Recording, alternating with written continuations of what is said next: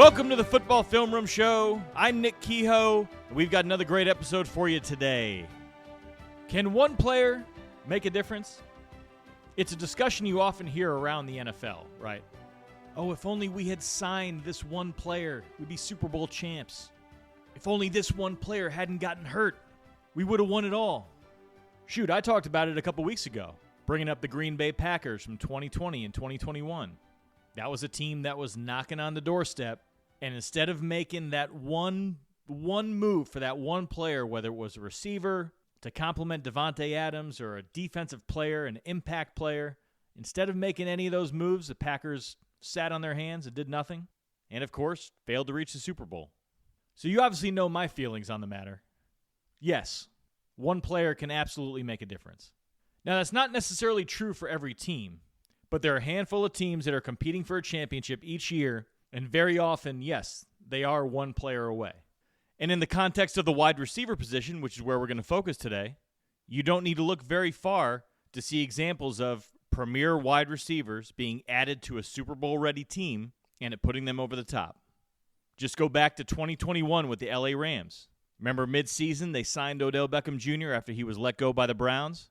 Gave that passing game a lot of flexibility. That pairing of him with Cooper Kupp, Matthew Stafford throwing to them, Sean McVay calling the plays, it really was tough to stop down the stretch.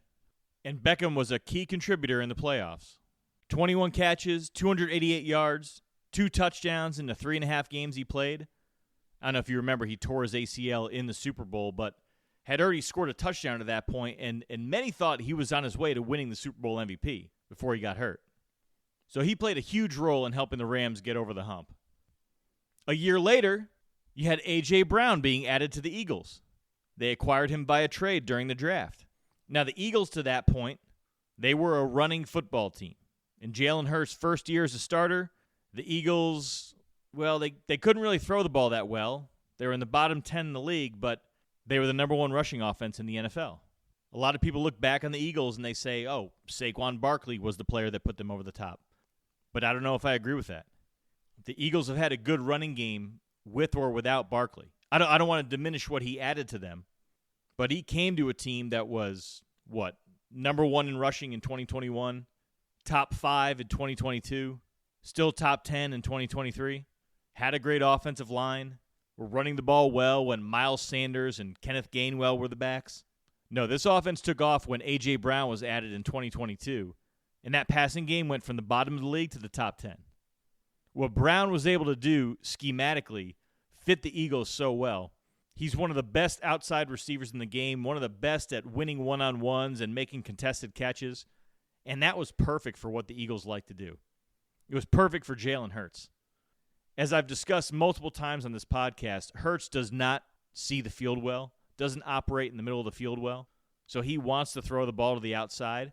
So having receivers like Devontae Smith and A.J. Brown to both sides, where you can pick and choose when you get one-on-one matchups, and you get a lot of one-on-one matchups because the Eagles run the ball so well, that was transformative to that offense.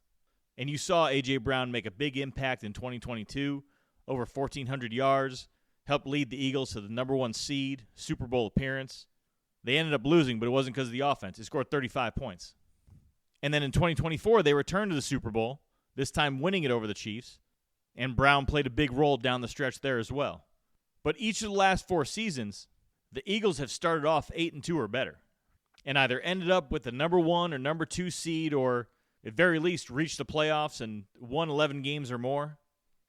And yes, I know the Eagles have had some struggles with their passing game.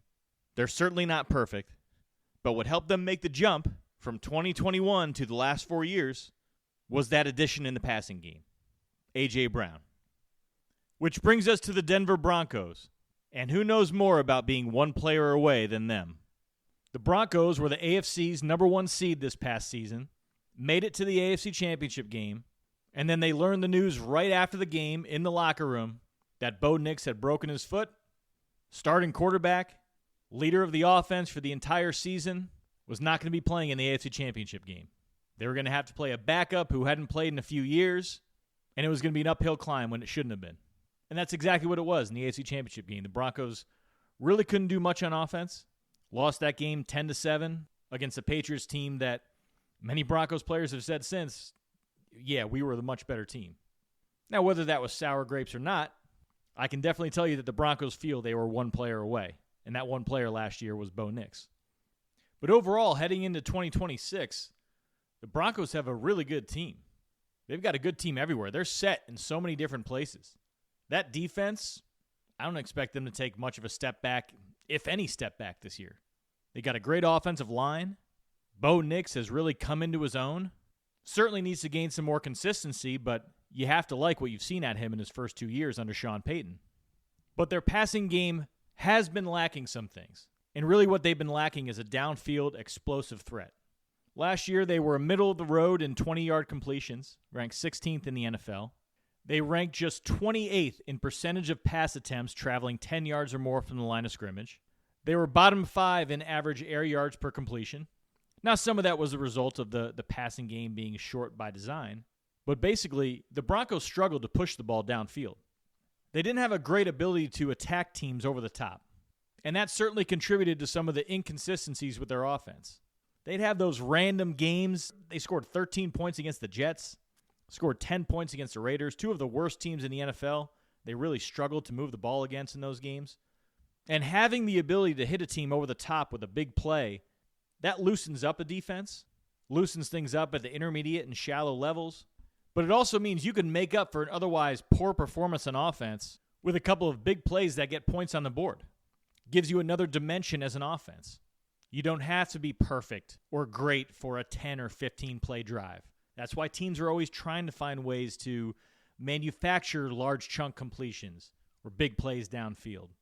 But this was one area that the Broncos needed to address. They don't have many holes in their team, as I said earlier, but this was one of those places where they probably felt that they were just one player away. We're good on defense, got our quarterback, offensive line is solid, decent run game, good scheme. Have a lot of good weapons in the passing game, don't get me wrong. Cortland Sutton, Evan Ingram, a couple good young receivers, and Pat Bryant and Troy Franklin. But they were missing that explosive element. They were missing that ability to really attack downfield, to scare a defense. And boy, did they address this area of need. The Broncos, as you all know, traded for Jaylen Waddle, former receiver from the Dolphins, gave up a first-round and a third-round pick to do it. And I'm sure they feel, and I don't necessarily think that they're wrong, that Waddle is that one player that puts them over the top. No pun intended. Waddle has that dangerous speed that makes defenses nervous. You'll see him consistently win at the line of scrimmage and then win at the top of his stem, create separation. And when we're talking about playing the receiver position, those are really two of the biggest things. Can you get free at the line? Can you accelerate away from defenders at the top of your stem? And time again, you see Jaylen Waddle do it. He's got shiftiness at the line. He explodes out of his cuts. He can get yards after the catch. He's experienced at executing a heavily choreographed passing game like the Dolphins had under Mike McDaniel. So he'll fit in perfectly with Sean Payton in that regard. But he is that receiver. He is that threat on the outside. You can move him around, but he primarily plays on the outside. He is that guy that you can stretch the defense with. And unlike what he had with Miami, where Tua really struggled to push the ball downfield if he couldn't do it on time, Waddle's going to have a quarterback in Bo Nix who's got a very strong arm. He's sort of underrated in that way, but Bo Nix does have a very strong arm. He can push the ball downfield now. So I'm excited to see how Sean Payton deploys him. I'm excited to see how this opens things up for the Broncos elsewhere. And I think they've got a real shot at repeating the success they had last year. I'm not so sure that the Chiefs are just going to bounce back and last year was a blip and they're just going to take over the AFC West. Not because I don't think the Chiefs will be good or anything, but because I think the Broncos will be a formidable opponent. Speaking of teams potentially being one player away and that player being a receiver, let's talk about Mike Evans going to the 49ers. Now, Mike Evans even made a comment, something to the effect of he thinks he's that one missing piece the 49ers have been looking for. Obviously, he's won a Super Bowl, so he knows what it takes to get there and to succeed there. But Mike Evans to the 49ers, that's a really interesting move because the 49ers haven't had a receiver like him, a receiver you can line up with ISOs to the backside, the boundary X receiver. They haven't really had that guy. Their passing game has been more about the route concepts themselves, the route combinations, motion, putting defenders in conflict. And I don't expect that to change necessarily. But I do think this gives the 49ers another way to attack. Mike Evans has made a career out of winning one-on-ones. He can win at the line of scrimmage. He's physical. He's not one of those receivers that generally creates a ton of separation, although he does create separation. But he's a big guy. He's 6'5". He wins by being physical, making those contested catches, being a very good route runner. But you can win pretty consistently with him at the intermediate level. And where he really thrives are on third downs, red zone, those situations where as a quarterback, you don't necessarily know what the defense is going to be doing. They're going to be more aggressive. They're going to be disguising their coverages more. Might be bringing blitzes. Sometimes as a quarterback, you're not going to have the time or ability to work through your reads. So you pick your best matchup. It's nice to have a guy who's 6'5" and can catch anything you throw his way. And I think that's going to do wonders for Brock Purdy because it'll help him settle down. If he's struggling, settle down when he doesn't know exactly what the defense is doing. I think that's sort of what the best quarterbacks do. You look at the Tom Bradys who obviously played with Mike Evans, the Aaron Rodgers of the world. They do a great job of not overcomplicating things. Defense is moving around in the middle. What do? Just find your best matchup on the outside. Calm things down, quiet things down. And Mike Evans, despite probably I think you could say he's lost a step, but despite that, he still commands attention from the defense. In the game he got hurt last year against the Lions, their entire defensive game plan was around doubling Mike Evans on third down, obvious passing situations, etc. And that's the thing when you're dealing with a 6'5" receiver. Just by being on the field, he's open. You can play above the defense with him. Not sure what the coverage is? Throw it up to Mike Evans. And the only thing that really makes a quarterback say, I'm not just going to throw it up to my 6'5" receiver, is if he sees a double team.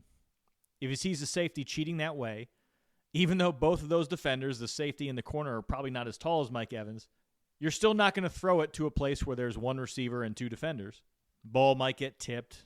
Just in general, you want to keep it out of harm's way. Even if you probably could make a decent living just trying to throw it up high and letting Mike Evans make a play on the sidelines. But I'm getting away from my main point here. What I'm trying to say is that he's still going to command double teams. It might not be all the time. It might be in select situations. But select situations, key situations, that's how you win football games. Those are the most important plays of the games. Third downs, red zone. You will see moments where defenses are going to skew their coverage or give extra attention to Mike Evans. And that's going to open things up for George Kittle, Christian McCaffrey. And if defenses don't give extra attention to Mike Evans, Purdy's going to be able to target him when he needs to. You've got a one-on-one with Mike Evans. You take that. But the most interesting thing to me is going to be watching how Kyle Shanahan takes advantage of Mike Evans being on the field. He knows that that's going to dictate to the defense. He knows that they're going to be in conflict. They're going to have to make a decision between giving extra attention to Mike Evans in the boundary versus rolling coverage to the field where Shanahan and his great route combinations are going to be. Who do you give extra attention to on third down or in the red zone? Christian McCaffrey, coming out of the backfield or lined up in the slot, or Mike Evans? Same question with George Kittle. And it's not that the 49ers needed help on third down or in the red zone necessarily. Overall, they were the number one red zone offense in the league last year. They were fifth in the red zone. Instead, I think the reason the 49ers went out to get Mike Evans was because of those two games at the end of the year against the Seahawks. Of course, I'm referring to their Week 18 loss, which cost them the number one seed and home field advantage throughout the playoffs. And then you had their blowout loss, 41-6, in the divisional round that ended their season. In both those games, the offense was completely outmatched. And that's not something you see from a Kyle Shanahan offense ever. But they scored just 9 points across those two games, 3 field goals, no touchdowns, and they weren't particularly good in those key situations. They barely made it into the red zone, but when they did, that one time, they didn't convert, they didn't score. They were 0 for 5 on fourth downs. And then on third down, they were 8 for 21, but that's actually a little bit misleading because they converted their final 3 of 4 attempts at the end of that 41-6 blowout loss when the game didn't really matter. Take those away, and they were 5 of 17. That's a 29% conversion rate. If you have a 29% conversion rate during the regular season on third down, you were the NFL's worst third down offense in the league this past season. So I think that's why they went out to get Mike Evans. He changes the picture. He changes the equation from a matchup standpoint when the 49ers are playing the Seahawks. And if you want to get over the hump as the 49ers, you want to be able to beat a team like the Seahawks, you want to get past a team like the Rams, who they'll have to play 2, if not 3 times next year, You want to be able to beat the Chiefs if you meet them in the Super Bowl for the third time. Having a player like Mike Evans, who allows you to have success without solely relying on scheme, having a guy like that in Kyle Shanahan's offense is a huge deal. And even at this stage in his career, can be a difference maker for the 49ers. But look, it's March, on the verge of April. We've got a long way to go. One thing I love about the offseason is that every single move we see made, it's very easy to spin it into, man, this makes them a Super Bowl contender. It's very easy to be positive about everything. But that's why the offseason can be so fun. But even with that as a caveat, I still think Mike Evans has the ability to transform this 49ers team. That's it for today's show. Thank you all for listening. I know it was a bit of a shorter episode, but we're about to ramp things up with some of our college player analysis. Like I said last week, I've been watching Fernando Mendoza, diving into his film. I'll have a breakdown up for you shortly on his game. Spoiler alert, yes, he's the real deal. Yes, the Raiders are going to draft him first overall. Yes, that's exactly what they should do. But we'll have more on some of the other quarterbacks. We'll break down Jeremiah Love. I think there's a lot of really interesting discussion going on around him and the running back position and where you should take a running back in the draft and all that. But I think that's everything I got for you today, and I'll talk to you next time.